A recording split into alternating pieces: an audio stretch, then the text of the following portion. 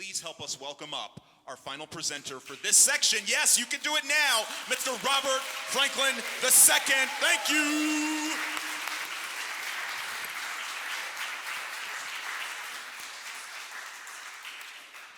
Thank you. I almost wanted to rub the wood coming up, right? For those of you not familiar with the Apollo, there's a thing when you grace the stage, you just give honor to those who were there before. So thank you. Thank you. Where did Joe go? Thank you for blessing the stage and warming it up, because I just stand on your shoulders. What you have brought kind of almost made me want to change my whole presentation and talk about something different. But I think you're right that what we are here to think about is all connected. Afrofuturism is for and about all of us. And what I'm here to talk about is actually very personal to me. I'm going to talk about my hair and my story, and I think you're going to be able to take something from that. And in my sharing this story today with you, and these stories today with you, I'm hopeful that you help us change the world, the future for black hair. So my plan was to bring my barber up here, and she was gonna cut my hair on stage as while I was doing this, but you can't get a good fade in 10 minutes, right? And so we couldn't figure it out. And plus my barber is an entrepreneur, so to be here with y'all, with us, that would be money out of the pocket. And so what I told Tamisha, shout out to Tamisha, what I told Tamisha is that I would talk about her impact on me. So we went to the barbershop. I say we, my son and I, went to the barbershop as we do every 2 or 3 weeks to get a fresh cut. School's about to start, and we want to make sure that we get looking right before we go to school. And if you were there, not only would you have heard the clippers, the buzz of the clippers, you'd hear the buzz of the laughter, the buzz of the music, the buzz of the learning and the experiences being shared inside that barbershop. 4 walls, but inside that buzz, so important to my growth, to my story. And it's awesome to think about. I'm bringing my son, he's 12, so we've been about 10, 11 years, we've been bringing him to the barbershop. My father did the same when he was with our family. I can remember Dee's Barbershop on 30th and Welton. It's still a building down there. It's not Dee's Barbershop anymore, but it's still a building down there. As a young child, going in there, having my seat, and I knew that guy over there was about to cut my hair. He's about to make me look good. He's about to put me in a space where I wasn't when I walked in the door. I'm literally going to come out a new kid, a new man. And for generations, that's been going on. That black hair has been connected not only to the past, but to the future. That you walk out of the barbershop buzzing with learned information, with built community around you, because those people in there weren't all my age. There's multi-generational connection in there. My dad brought me, sometimes my grandma, sometimes my mom, and you could see aunties and uncles in the barbershop who brought that particular kid to get their haircut, or they got their haircut too. And we would learn, and we would connect, and we would laugh, and we would talk about the business of the day. And those entrepreneurs who may be paying rent to be in their booth or to be in that building were a part of that building of the future. And I love that I'm bringing my own child through that so that he and his children will go through it and will continue, that I'm going to continue to invest in the black future, in our community's future, by supporting entrepreneurs who make me look good. I must say, though, but black hair's story hasn't always been a positive one.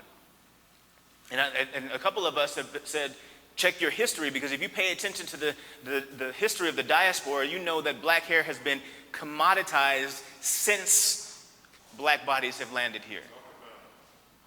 Black hair has been used as power, and a power exchange to keep people, black folks, black bodies in their places. It's been cut, it's been burned, it's been exchanged, it gets sold. Still today, it gets sold. And not always by the person who actually had that hair, that person's hair. Black hair continues to be a tool for oppression, even here in the United States, even here in Colorado. My own personal story, the COO of the company that I happen to work for wanted to touch my hair. He said, "Your hair looks so exotic, I just got to touch it. Can I touch it?" And in that moment, I've only been there, I think 2 years I'd only been at that organization. So you can imagine the fear that I had in whatever was going to be my response. You may be wondering, what did you say? I said, no, absolutely not. But in the least big black man voice that I could say it, because this man could cut my check off, could end the future of my family by saying that my response was too aggressive. He objectified me. He used his power and my hair in a way to oppress me, and yet I had no power. And that's not the worst story I could ever think of. Many of my team members that I work with, many of the women in my family have said how often this stress of getting their hair done keeps them out of certain spaces. They don't go to the store if their hair's not done. They don't show up for a job interview if their hair is not done. And guess what being done means? It means somebody else thinks it's cool, natural, neat, clean. And you can find those words inside of dress codes in almost any business that you can find. That your hair needs to be in a natural state. There's this kid, his name is Drew Johnson. You might have seen that he's a wrestler, a high school wrestler. A couple of years ago, he was forced during his championship match to cut his dreads that he had cherished for so long. For those of you who don't know it, you can't just grow dreads tomorrow. Like, I'm a long ways away from actually trying to do that. Years he put into his own identity as an Afro-Puerto Rican. He had his dreads at the match. He'd been wrestling with dreads. That's why I tell you, it took a long time. It's not like this is his first match with dreads. But this one ref, a white man, utilized his own opportunity, his own privilege and power to use that system. So it's not just about the white dude. The system allowed him to say, you have to cut your hair in order to do the thing you've been doing and the thing that you love. The thing that identifies you outside of your hair and your skin color. He identified as a wrestler. That was his thing. And in front of God and everybody, he had to cut his dreads down to a length that was acceptable by everybody but him. And you can imagine the social media firestorm that came after that. What did his parents do? How come his parents were just sitting there? Oh man, he's just sensitive. He should just deal with it. It's in the rule book. The rule book, the dress code. Those are oppressive systems that we use every day to keep people in their places.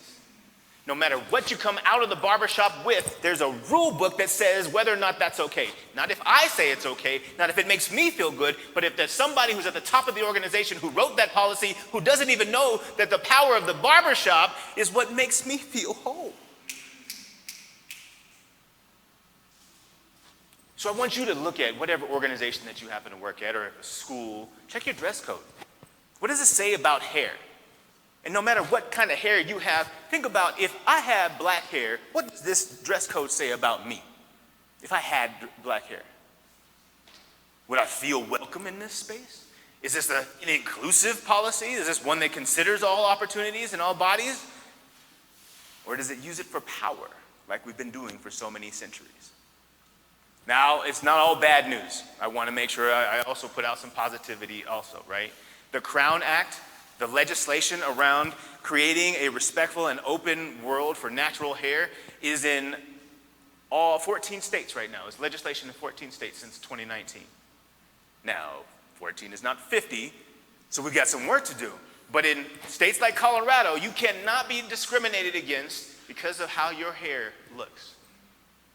Now, y'all are nodding your heads and that's fine, but that, in legislation, that's one thing. In action, that's a whole other thing. And that whole other thing has to do with implicit biases that all of us have in our minds. So when we see somebody with hair like mine or hair like Joe's, I'm jealous of hair like Joe's.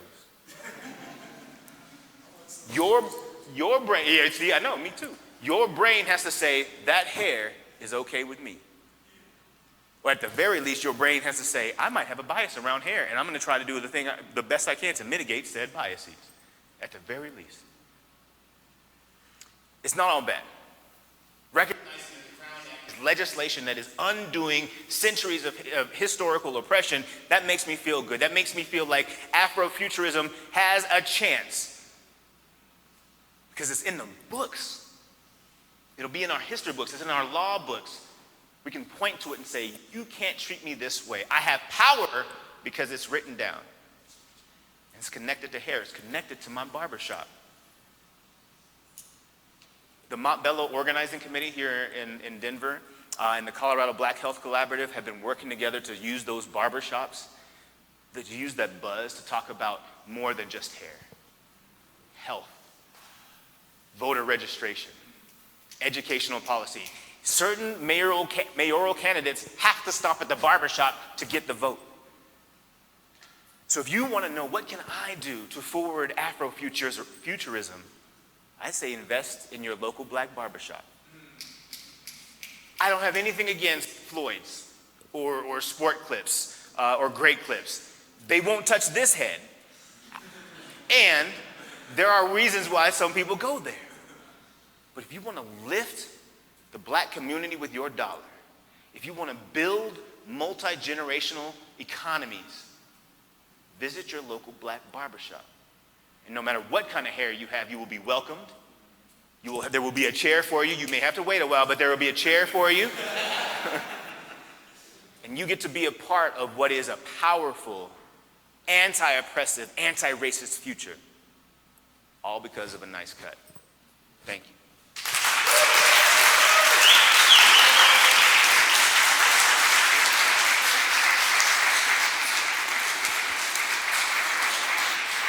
Thank you, sir. Do we have any questions or comments?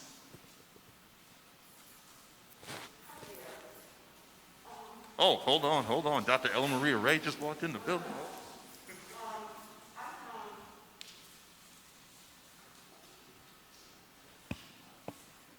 I found the insights that you were sharing with the community really quite powerful. A couple of things come to mind, and that is that part of what happens in the barbershop, and I'm always reminding my son of this, is the relationship he has with his barber. We're very clear in our household that we don't cheat on our barber, okay? So that, no, and for real, okay? And then I want to talk a little bit, I'd like for you, you and this last gentleman that spoke, to give us your insights on locks in terms of this idea of mermaids and the way in which you spoke of the African connection of the royalty of water and the way in which we know that people of African ancestry chose, in some instances, to go over ships. We know that some people, according to myths, walked back to Africa. And we know that others flew. So my question is, when you think about the power of hair, what do you think, just thinking about hair, what do you all envision for a black future in terms of being able to express a particular kind of aesthetic, this particular kind of beauty that takes on dismantling internalized oppression? Okay? So what do you all see for hair in the future that expresses the kind of beauty that takes on dismantling internalized oppression, where we start to believe what other people say about us in relation to our hair? Joe, you want to go first? Yeah? So just because I won't, right, because the mermaids and B, the locks. So I won't speak on that part. So the mermaids and the locks, those are pieces that I probably wouldn't speak on. Okay. So through like a lot of research I've done, originally we were seen as people of the waters. and our fluidity goes with our expression. And like if you look at historical pictures of different tribes in Africa, you'll see so many different types of like haircuts, like rams. You got a whole bunch of stuff happening. And right now, I have like free forms, which I personally think is like an expression of myself because I'm all over the place. So, and I think that's powerful in of itself. And in certain, yeah, like tribal, like coming of age, like, what's the word? Ceremony. Ceremonies, Right. thank you. They would then cut your hair, which they hadn't touched since you were a child, because it was a sign of rebirth. And I recently like did that last year with my whole like go up to the mountains thing. I cut my hair, and then now it's like growing back out, because I wanted to kind of level up in the ways I approach life. And that's my connection with my hair, and through like the things I've read and through the history of like our people. So there's power like that. That's the power that resonates with black hair and the different ways it can be expressed. And that's why when there are systemic things, it's like, oh, you can't have dreadlocks, you can't have this, and it's seen as not formal or that. It's like, who are you to tell me that my being is informal for your, like, yeah, like spaces and whatnot? Absolutely. Yeah. So I didn't know Joe was going to say that, but I appreciate the lob, the segue, because the way I would answer your question, and you can tell by my bio, I'm all about education. And so I would say the way that we undo internalized oppression is to tell the truth, to educate us all, not just our black youth, but to educate us all about what is actual real history. That we are a people with a rich history that connects not only to the deserts of the Western Sahara, but to the waters, to the mountains, to the gods above and below. When Joe said we have African mythology, like I was like, I didn't know that was a class, right? I know Greek mythology, Roman mythology, I know those are things. But I learned about the Egyptian mythology as a separate part of Africa, the African conversation. So first and foremost, we have to tell the truth to the young people who want to figure out how to express themselves. And you tell them through, you remember the movie Barbershop, right? Or Beauty Shop was the other one that came after that. Those are good movies, but are we teaching those kids? My 12-year-old, he's only seen them as like, those are old school, Dad. Are we talking about black hair now, locks now? Are we talking about how we could be expressing ourselves now in and connected to our future, the same way we did with history? Does Madam C.J. Walker have her own movie yet? I know my son didn't know who she was, but I wouldn't be standing here with this haircut and a little bit of hair grease if it wasn't for Madam C.J. Walker. So if we don't start telling the truth, then we're going to continue to allow ourselves to be internalized oppressed, because before internalized oppression, it's the institutions that provide us that ideology that gets us to where we are. So it's a much bigger conversation. I thank you for that question, but I will build on what Joe says, that we got to learn who we are so we can be proud of who we are. Yeah, thank you. Thank you for the question.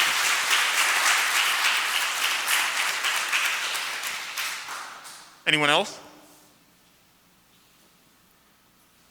Right on. Thank you, sir. So Thank much. you. Thank you, Robert Franklin II.